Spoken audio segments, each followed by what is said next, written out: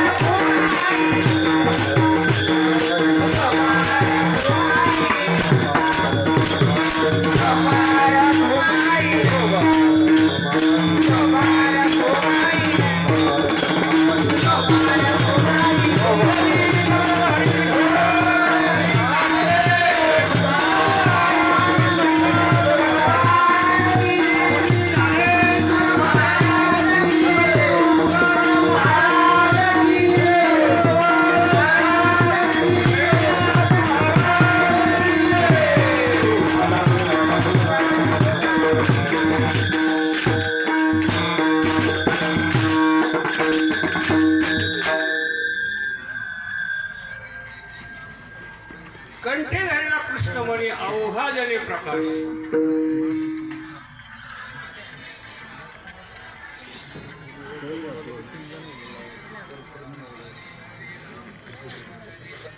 विठाल विठाल विठाल विठाल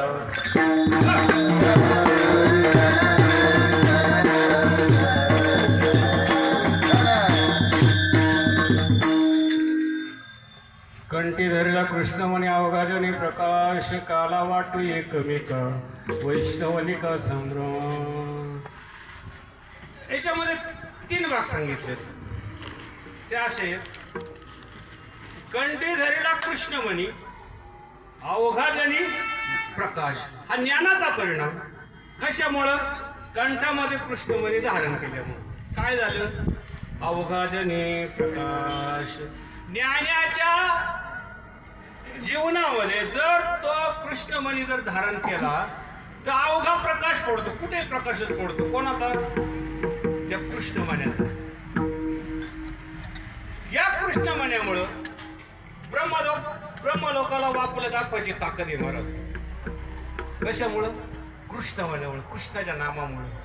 नवे जे वीर आहेत ना मोठमोठाले त्यांच्यामध्ये श्रेष्ठ असे बळी. ही ताकद कशाची? कृष्णमण्याची. आता आमदार जरी असला पण त्याला पक्षाच्या अध्यक्षाचा पाठिंबा असल्याशिवाय ताकद भेटते का? तसं अपक्ष भरपूर आहेत महाराज, किंमत कुठे आहे? अहो चांगली टोळी फोडली महाराज, असं काय करत? कशाची ताकद आहे? नेतृत्व खंबीर होतं ना महाराज. आपल्याला फक्त काय माहिती का, या भूतलावर आल्यानंतर बाकीचा सगळा विचार सोडून द्यायचा आहे. फक्त हे नाम एके नाम, आणि जर नामकंठामध्ये धारण केलं तर आपण श्रेष्ठ बळी ठरू शकतो. असं तुकोबार आहे शेवटच्या चरणामध्ये. Oh,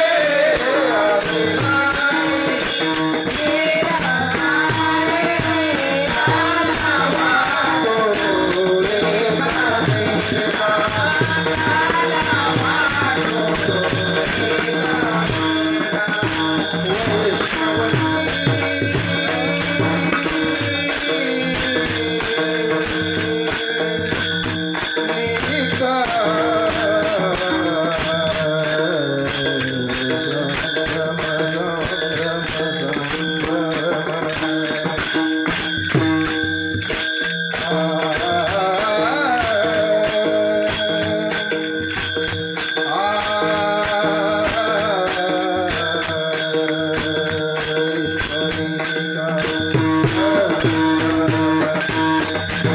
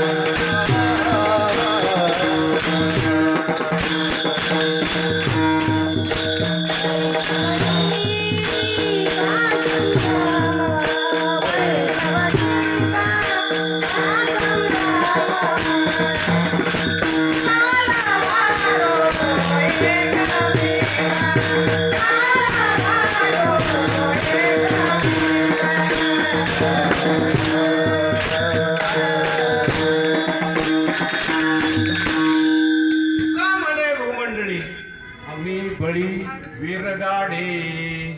या भूमंडळामुळे जेवढे जेवढे वीरगाडे आहेत ना त्यांच्या ते आम्ही बळी आहे. कशाची ताकद आहे? कृष्णमण्याची ताकद आहे. आणि हा कृष्णमणी प्रत्येकाने धारण करून आपल्या जीवनाचं सार्थक करून घेऊया. कारण का? कारण ही संधी याच जन्मात भेटते महाराज, परत परत नाही. जेणे हा जीव दिला दान तयाचे करीन चिंतन जगत जीवन नारायण गायीन गुण तयाचे. आपल्याला भरण्यासाठीच हा देह प्राप्त करून दिलेला आहे. बरीच माग झंझट लावून घेतलेली आपण आणि मला वाटत या जन्मात सुटतील म्हणून. सुटायचं जरा अवघड आहे. कारण कसं आहे माहिती का? अनेक जन्माचं पुण्य लागायचं तेव्हा पुढे या क्षेत्रामध्ये थोडं उंच जातो. देव पाहो त्याच्यासाठी उंच जागेवर जावं लागायचं महाराज. आणि उंच जागेवर जायचं असं तर पूर्वजन्माचं पुण्य लागायचं त्याला. आणि ते पुण्य जर असेल तरच देव पाहता येतो. देव नाही का आता मग तुमच्या जवळ? हे कलियुगात देव आहे, हरीच्या रूपाने आहे. बरोबर ना? काय सांगितलं प्रमाण मग अशी एक मी काल्यासाठी वापरलं होतं. माणूस सहज विचारतो, सहज विचारतो. त्रेतायुगामध्ये राम होऊन गेला. त्रेतायुगामध्ये राम होऊन गेला. त्यावेळेस राम म्हटले. द्वापार युगामध्ये कृष्ण आला त्यावेळेस कृष्ण म्हटले, झाला रामकृष्ण. कलियुगामध्ये मग हरी गेला कुठं? मोठा प्रश्न आहे महाराज. मला सांगा कुठं हरीचं मंदिर पाहिलं का कोणी? अहो तुकोबराने ठोक प्रमाण दिले महाराज. साठविला हरी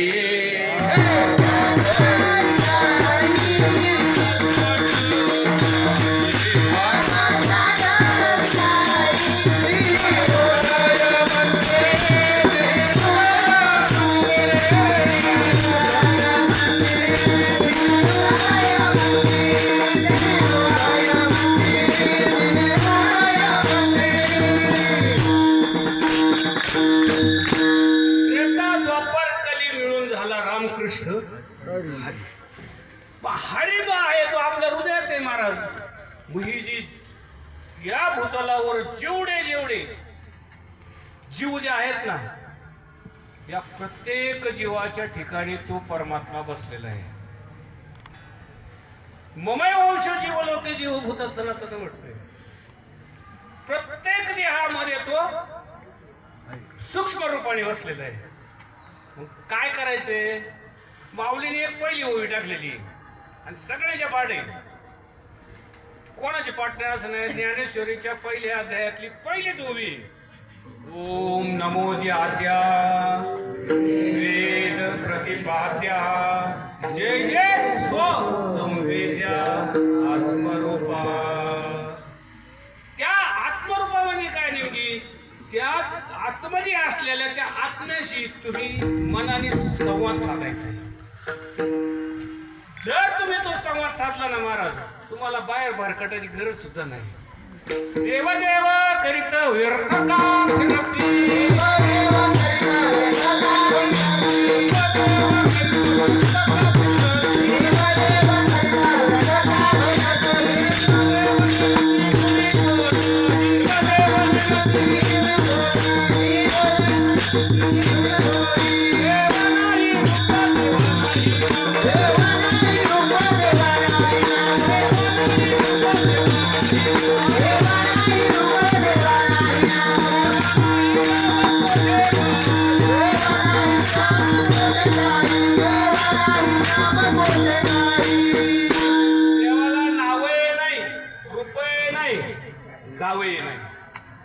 होता निर्गुण निराकार, परंतु आमच्या तुकोबरायांनी तुमच्या आमच्यासाठी सगुण रूपात आणला गेला आणि तुम्ही आम्हाला देव दाखवला. परंतु तरी पण आपली पायाची दृष्टी काही अजून झालेली नाही. पाहण्याकरता तुम्हाला संतांच्या चरणाजवळच लीन व्हावं लागेल.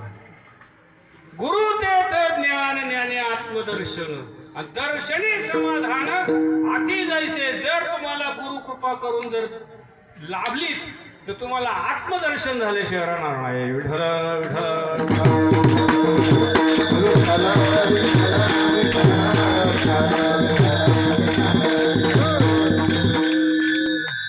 थोडक्यात अभंगाचा भावार्थ आपण पाहिलेलं होते. आता एक 5 मिनिटांमध्ये कार्यक्रम आपण समाप्त करणार आहे. तर असं एक आता जरी अभंगाचं निरूपण जर झाले असतं तरी पण त्या भगवंताचं चरित्र मुखाने उच्चारावा. चरित्र ते उच्चारावे गेले देवे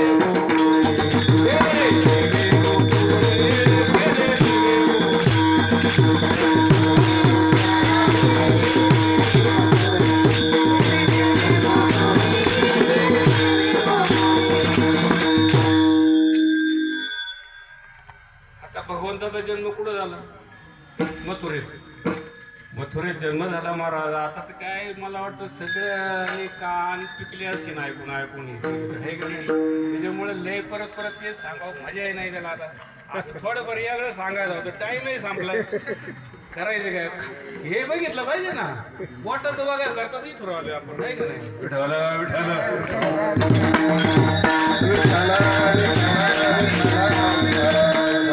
भगवंताचा मथुरेत अवतार झाला महाराज.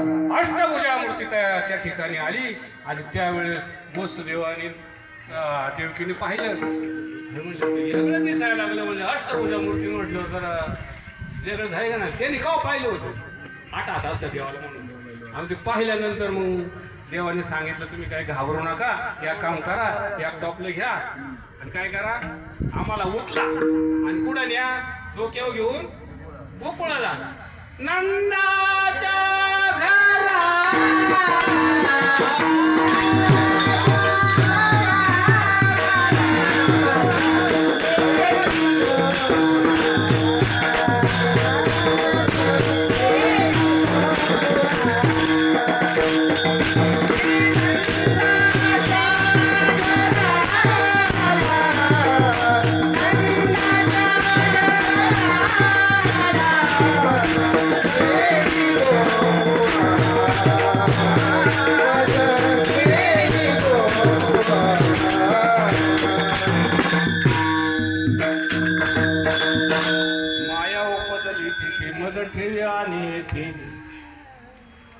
भगवंताने वसुदेवाच्या कानात सांगितलं. आता आपण मोठ्याने प्रमाण म्हणतो नंदाच्या, सगळ्यांना ऐकायला गेलं पाहिजे ना. पण भगवंताने त्यावेळेस तिथं वसुदेवाला कानात सांगितलं होतं, कारण हे भिनगाठीचं चित्र ना अख्या राक्षसांना मोकळं करी जागा करी.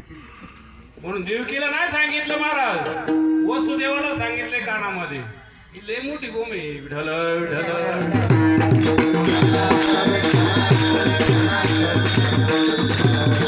वसुदेवाने त्या टोपलीमध्ये भगवंताला घेतलं आणि महाराज आता ते सगळे जे काही बंधनं होते ती सगळी गळाली गेली. टोपलं घेतलं डोक्यावर आणि भगवंत यमुनेच्या दिशेने निघाले, गोकुळाच्या दिशेने निघाले. परंतु मध्ये यमुना मैया आडवी आली, हचाट पुराला त्या आचटपुऱ्याचं कारण एक होतं मला. कारण यमुना मैया ही भगवंताची सासू आहे म्हणतात. खरं आहे का? तुमच्या कोणी खरं करून घेऊन ना तर मी म्हणून जायचं आणि तुम्ही परत बाहेर गेलो म्हणाले तुम्ही कसं काय म्हटलं सांगा बरं आम्हाला. मी काय सांगायचं मग? शेवटी कसं आहे खरं करून घेतलं बरं. यमुना मैया ही भगवंताची सासू आहे. कशी? सर्व नद्या ज्या आहेत ह्या नद्या समुद्राला येऊन मिळतात. समुद्र हा सर्व नद्यांचा कोण आहे? कारभारी. बरोबर ना? कारभारी. मग यमुना कोण झाली? समुद्रातून जी मंथनातून बाहेर काढली ती कोण होती? ती कोणाची बायको झाली? मग ही कोण नदी कोण झाली? ना सासू झाली. मग ही सासू तिला पूर आला अचानक मारा. इतका पूर आला ना कमरापासून पाणी वर वर वर वर वाढत गेलं इथं काना मी गळ्यापोत आलं. मागून गळ्यापोत आल्यानंतर देवाने विचार केला म्हणलं जर हे पाणी जर अजून नाका तोंडात जर गेलं तर म्हणेन कोरेनी बाप मारला. मला कोणी परत विचारायचं नाही. म्हणून कारण देवाला माहिती ही बाया वर का चढत आली. कारण त्या यमुना मैयाच्या डोहामध्ये कळंबापाशी तिथं त्या ठिकाणी कालिया नावाचा नाग राहत होता. तो कालिया नावाचा नाग असल्यामुळं त्या गोकुळातली जी जनता होती त्या ठिकाणी गाय वासरं घेऊन गेली का पाणी प्यायला जात नव्हती. त्या भीतीमुळं यमुना मायाने ठरवलं का आता याला मला माझी विनंती करू दे. काय का माझ्या डोहामध्ये जे कालिया जो बसलाय त्याचा पहिला नाश कर. हे भगवंताला कळलं. जर आता म्हणले वर पाणी घेतलं तर माझा बाप जाईल. त्याच्यापेक्षा मी आता हिला शरण दर्शन देते. कोणाला? यमुना मैयाला. म्हणून भगवंतानी त्या ठिकाणी अंगुष्ठ लावला आणि यमुना मैयाने वाढ दिली. गोकुळामध्ये भगवंत त्या ठिकाणी गेले आणि गेल्यानंतर तिथली माया वसुदेवाने उच्चारली मथुरेत आले. त्या ठिकाणी भगवान कृष्णाला ठेवल्याबरोबर मोठा आरोड झाला. काय झालं? माया गेली. मथुरात गेली माया. गोकुळात कोण आहे आता?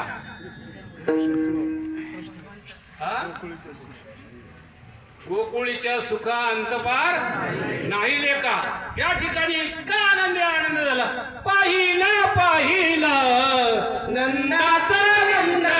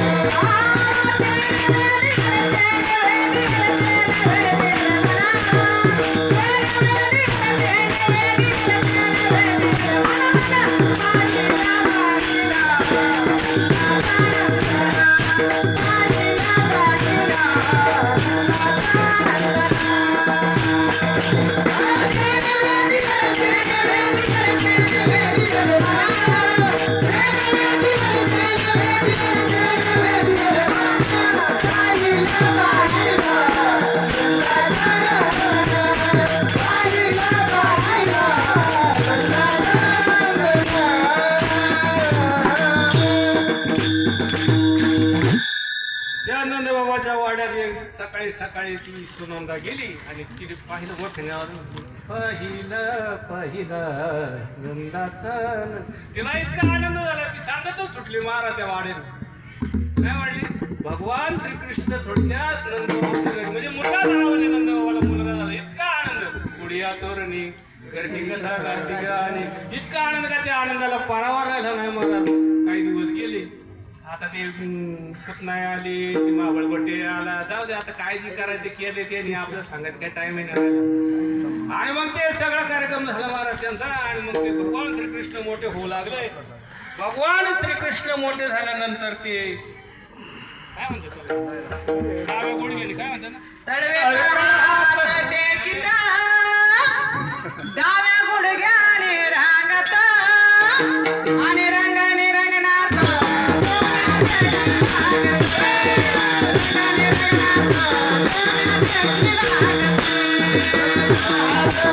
Thank you.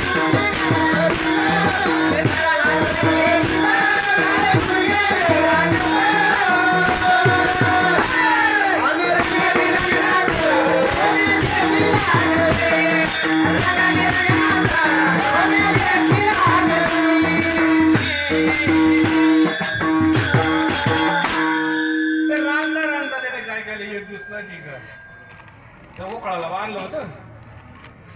आता ते जरा येडपटच होतं. कृष्ण काही शाना नव्हता, येडपटच होतं. त्यांनी काय केलं, पायाला बांधलं होतं, उकळाला बांधलं होतं आणि मग ते असं ओढीत ओढीत ओढीत गेलं. बाहेर 2 बाबा होत बऱ्याच दिवसापासून. 2 बाबा उभं होतं. त्याचा उद्धार व्हायचा होता म्हणून भगवंताने ते उखाळ ओढीत ओढीत नेलं. त्या झाडं जी होती ना मोठाली 2, त्यांचं नाव होतं विमला अर्जुन. त्या 2 झाडांचा उद्धार केला महाराज. कारण ते भगवंताच्या द्वारातले द्वारपाल होते. विठ्ठल विठ्ठल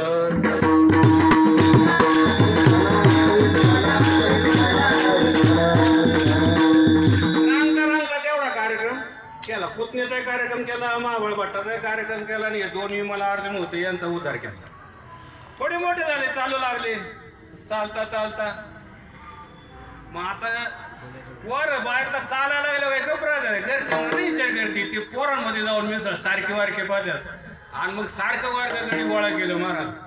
म्हणलं भगवान, म्हणलं हे माझ्यासारखी एकही दिसत नाही. म्हणलं हे सगळी दुबळा पतला गडी म्हणजे सुधारल्याला कुठं दिसतंय कोणी. म्हणजे तुमचा नेमकी प्रॉब्लेम काय आहे? म्हणलं प्रॉब्लेम असा आहे का आमचं जे घरचा मटेरियल जो आहे ना मथुरेला जातोय. म्हटले आम्हाला खायला फक्त ताकद आहे घरी आणि मग आम्ही सुधारायचा विषयच कुठे आहे बा. म्हणले मग आता एक आपली टोळी बनवू होती, गँग बनवू. आम्ही लहान लहान लहान लहान लहान मुले घेऊन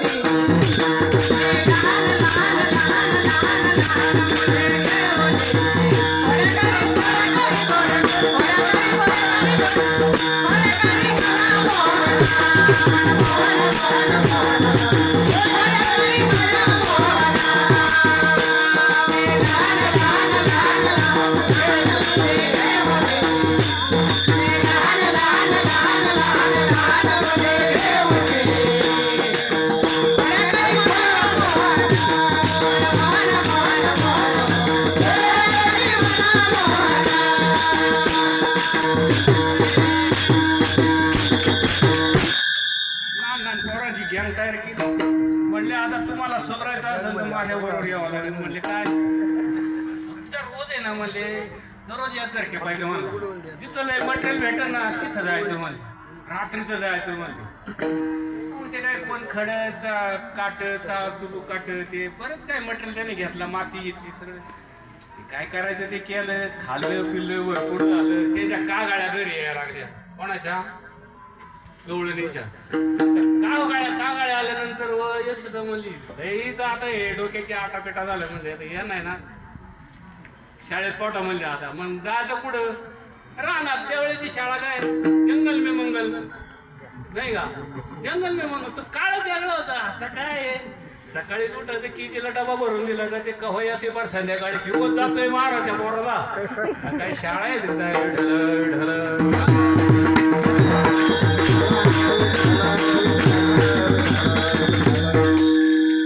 पोरं घेऊन येणार शाळेत जायचं ठरवलं. म्हणजे पुढं उद्या जाई राणा सवे घेऊन ये गोदना. म्हणजे सर्व गोपाळ मंडळी जे आहेत ना सगळ्या गाया बिया घेऊन आणि कुठं वृंदावनाच्या यारे तुम्ही गाया घेऊन सारे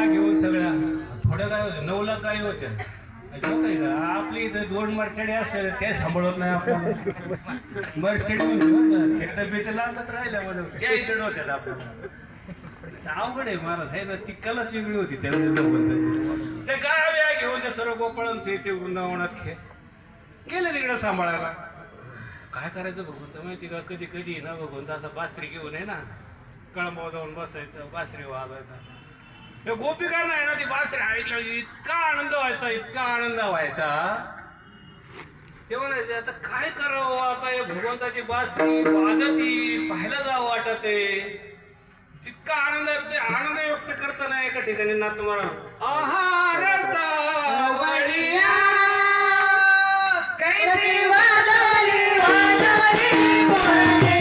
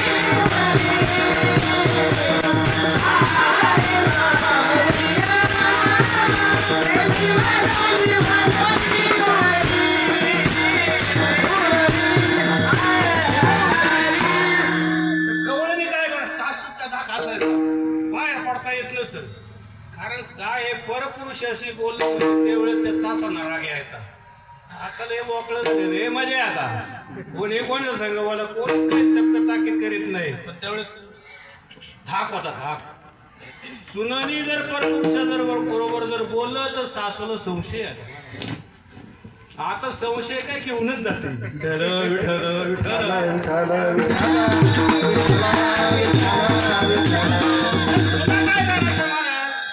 भरलेला पाण्याचा घटा असला का तर रिक्त करून टाकायचा भगवंताच्या भेटीला रोज आता चालू राहिलं महाराज रोज भगवंत वृंदावनात जायचे पण एक दिवस ठरवलं म्हणले आज आहे ना सगळ्यांनी शिदोरे घेऊन या म्हटले काय कोणाचं जसं असेल तसं नाही तर माझ्यासारखं असेल तर जाऊन घरी जाऊन चोरून घेऊन या पण या भाकरी शिळ्या भाकरी काय असेल ते मिरची काला काय असेल तर सगळे जण या म्हटले एक दिवस आले आता खेळ मांडलं त्यांनी खेळता खेळता म्हणले आता काय म्हणजे हे दमल्या जाणे खांदी भार मला खालून इशारा आलाय पोटी भूक काही नाही त्याला माझे बी आटोपते घेणं गरजेचं आहे ना महाराज ज्ञानेश्वर